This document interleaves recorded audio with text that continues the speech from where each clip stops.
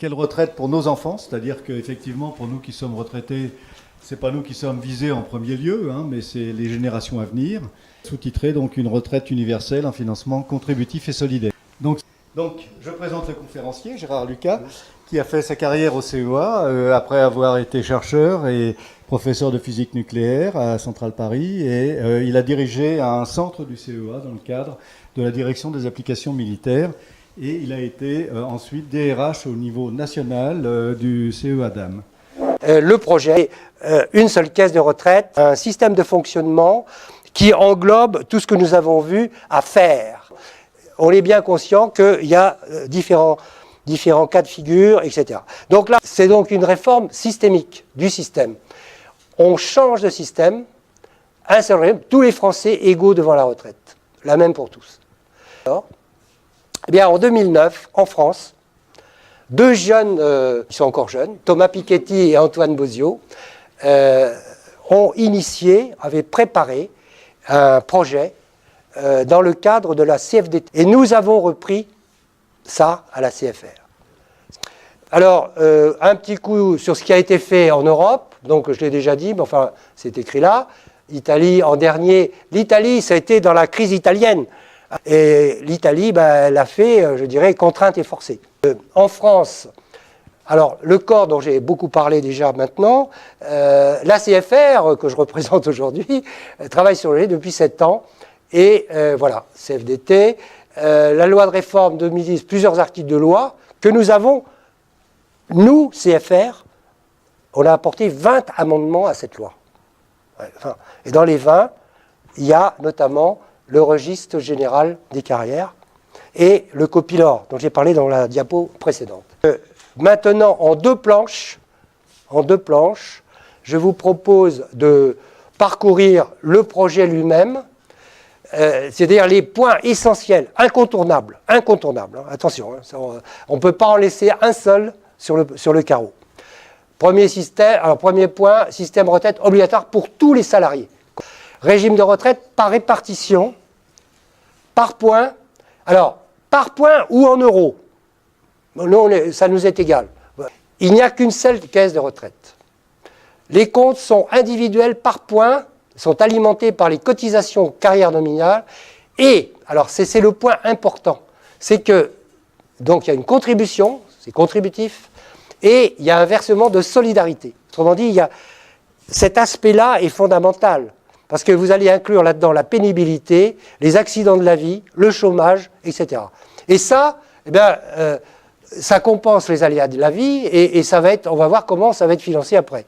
Il y a une partie qui sera financée par l'impôt. Ça, on ne peut pas éviter, parce que l'équilibre de la caisse, il faut qu'il soit réalisé entre les cotisants et les pensionnés et les retraités. Donc, il y a un aspect impôt, mais qui est quand même peanuts par rapport à l'aspect contributif. Mais il corrige, c'est un correcteur, hein, on est d'accord? Voilà.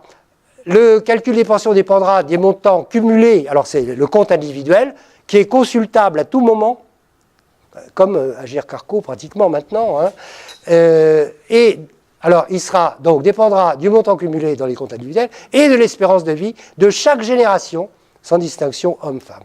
Voilà. Et alors la deuxième et dernière planche, c'est lisibilité du système, c'est ce qu'on veut pour les jeunes, pour donner confiance, hein, pour qu'ils regagnent confiance.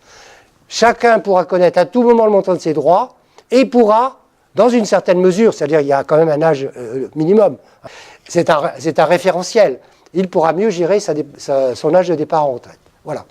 Alors, les indexations par rapport à âge de départ et démographie, voilà, le truc il est là, vous voyez.